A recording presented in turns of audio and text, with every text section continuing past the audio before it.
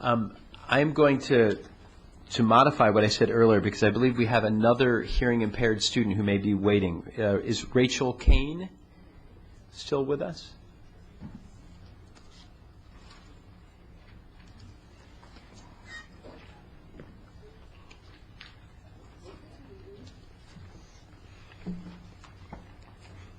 Welcome. The floor is yours. Hi.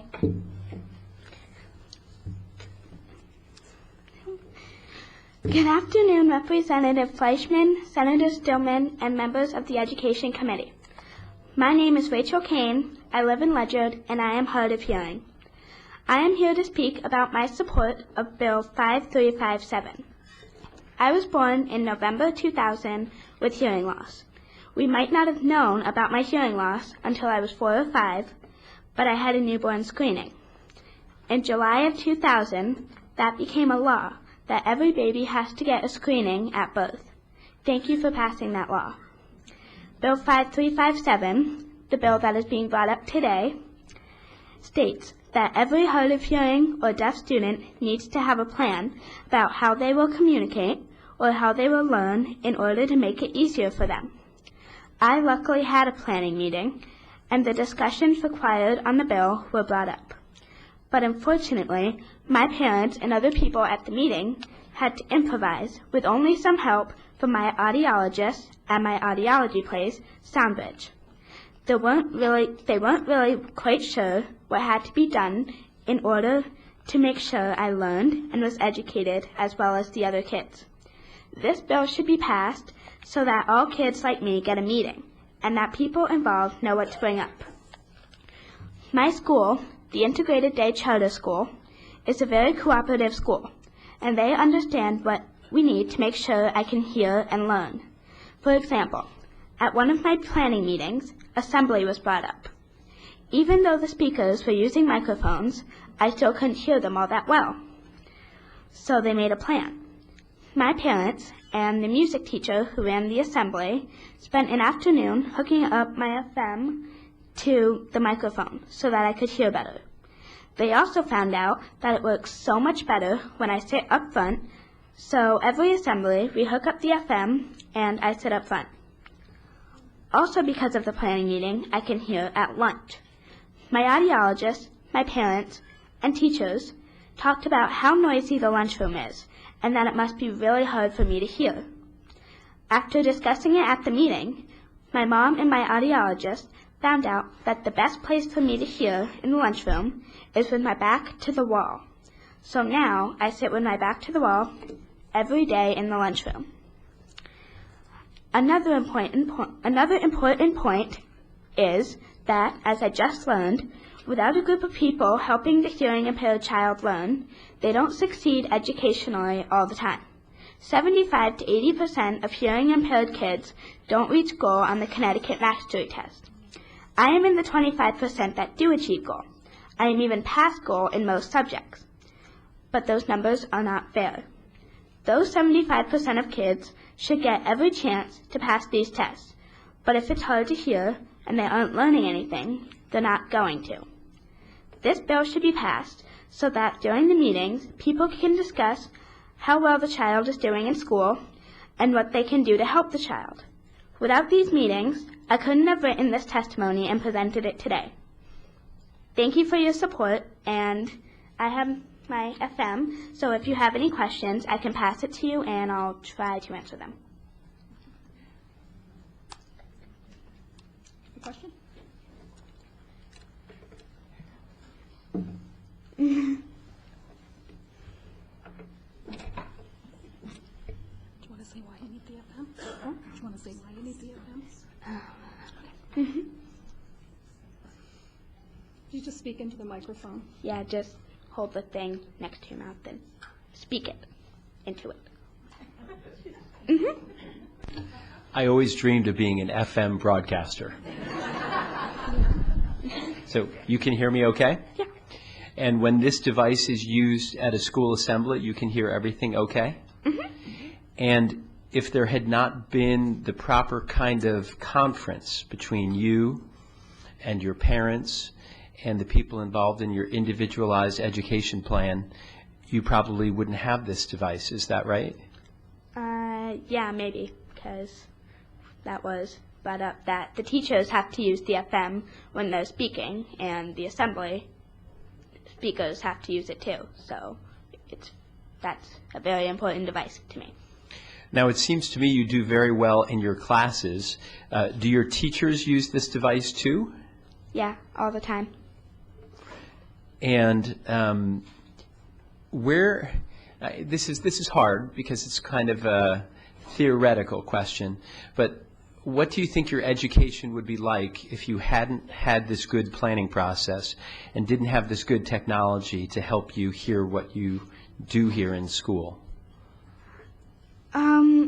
Well, when I'm not using the FM, and this is going to lead to the answer, but when I'm not using the FM, which is not very often at all, but it's weird for me, and I have to like almost strain my ears because I'm so used to listening to that. If the FM hadn't been involved in the meetings or we hadn't had the meetings, I would have to strain my ears all the time. And when I was littler and there was a different type of FM, I sort of had to do that, and it made me really tired at the end of the day, and I might not have remembered everything like that I had to do, and I might not have passed the tests, and I might not have been successful in education like I am. So I think that the FM and the planning meetings were really helpful. Well, thank you. Thank you not only for that. Sorry, did you have something to add? I just wanted to add, with the FM system, without the FM system, Rachel can discriminate about 60% of the words she hears. With the FM system, it's about 90%. So she'd be doing about 30% worse academically, probably, if she didn't have the FM. And would I be right in guessing you're part of the school's programming? I am part of Rachel's family, and Rachel's mother and I, a lot of stuff happens behind the scenes that Rachel doesn't see, and it's truly been a flying by the seat of your pants process for us and for the school to make sure those supports are in place for Rachel. And Rachel's mom is the one holding the video cam? You betcha. We trust CTN, but we trust our own camera. Thank you. Let me just say, and I know that our distinguished ranking member has a question or comment as well, but you have every right to be very proud of Rachel. You're doing a wonderful job, and you really stand as an example of what we should accomplish for every child with hearing loss. So thank you for making the time. Thank you. I'm now recognizing Senator Boucher. Thank you, Mr. Chairman, and thank you, Rachel, very much for coming today. And I guess you can count me as one of a new member of your fan club here. You've done a wonderful job, but I do have a question for you.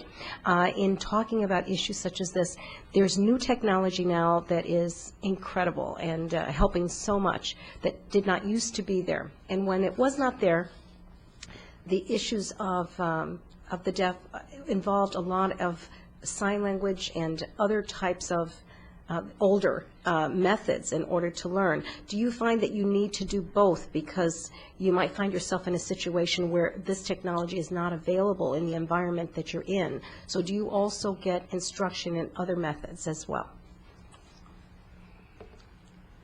Can you re-say the question in a different way? Sure. Say you didn't have this device where you were going, and you needed to understand what someone might be saying to you. Do you still learn sign language and other methods? Well, depends. Is that person talking directly to me or to an audience and I'm in the audience? There's two different answers. That's a very good question. I guess it's probably easier if you're talking directly to someone, or someone's directly talking to you where you can see them. But I guess if you're in an audience and you're up close, would you still use other methods to hear, like sign language? I don't know sign language, so I don't use that. And interesting, okay. So I rely on the FM and sitting up front and paying close attention. I can't just like, what? I wear hearing aids. Oh, you do? Okay, good. All right. So you do have some assistance with your hearing aid that allows you to hear some. Yeah. Right. So then you can make out pretty much everything, you think? Yeah, most of it. Most of it? 90. 60% without the FM. 60% without the FM, 90% with the FM. So we try to use the FM every time we can. Sounds like a good plan. Thank you so much for answering my questions. I appreciate it. Thank you. Are there any other questions from members of the committee? Representative Hovey, and if you could help run this over there.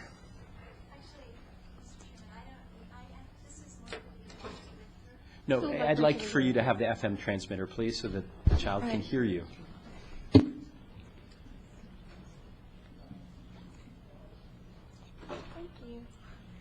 Hello, Rachel. This is mostly for the adults that are your support team. Several times you mentioned that the audiologist had attended your IEP development. And in the world where I come from, which is as an advocate, my IEPs do include this kind of information in them.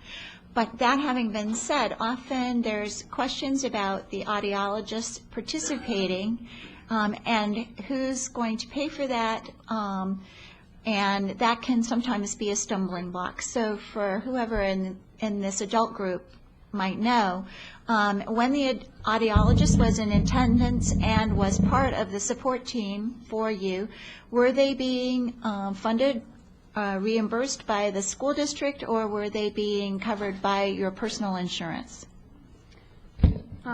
Rachel receives her audiology. She has 2 audiology services. One is her personal audiologist that does hearing aid management and hearing screenings, and that's through health insurance. But she receives educational audiology services, and that's part of a package of services she receives from SoundBridge, Correct SoundBridge. They also provide a teacher of the deaf to the school to provide services. Who pays for that is the town of Ledyard. Rachel goes to the integrated day charter school, and I know in a lot of districts they may have their own service personnel, their own audiologist within a district, but because she's within the charter school, they bring in services from outside, and there's a contract with SoundBridge to provide that. Thank you. I just know that there's often a lot of conversation around those support team members who are not part of the typical, so to speak, IEP, PPT group. So I just want to kind of put that out there, that while this may be an educational piece of it with regards to the actual legislation that's before us today, there's also a piece of it that has to do with the healthcare system and how the reimbursement for all of that occurs. And some districts manage that more effectively and efficiently than others do. So it's important that it's the whole comprehensive component. Thank you. It's beyond me how there could be an IEP for a child who is deaf or with a hearing loss that does not include somebody with professional educational audiology background, or somebody, for example, speech and language services. They're different for a child with hearing loss than they are for a typical child needing those services. So. Are there any other questions from members of the committee? Representative Nafis has a question. We've got our assistant clerk running with the FM transmitter. Thank you. Rachel, it's so great to see you here. It's been a while. You did a great job on your testimony.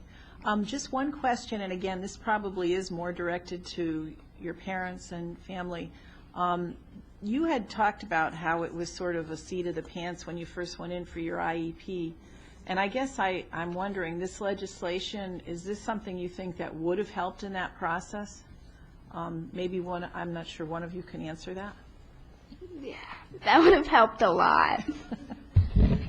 It would have helped a lot, because the services that are offered to a child who's deaf or hearing impaired, they're already kind of mandated by the IDEA, but there's no guidance really for a child with hearing loss. And it's such a low incidence disability that Rachel's the only child in her school that has hearing loss. I think she's the only child that's ever been in the charter school that has hearing loss. So to know, and she's the only child in our family with hearing loss, so to know what kinds of services might be appropriate or what kinds of accommodations might be appropriate, you're really shooting in the dark and mostly doing some catch-up. You find a problem. Rachel's very articulate, and one of the best things in her IP is her teaching her to self-advocate. So she's been very good at saying, this isn't working for me. But it really takes a lot of research and stubbornness to make those things happen. This bill would create a template and guidance so that we and other families would have that guidance going through. Well, thank you very much. And again, Rachel, you are quite the advocate. We're really happy that you came to see us today. Thank you.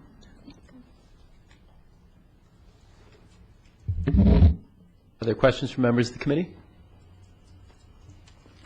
If not, thank you. Welcome.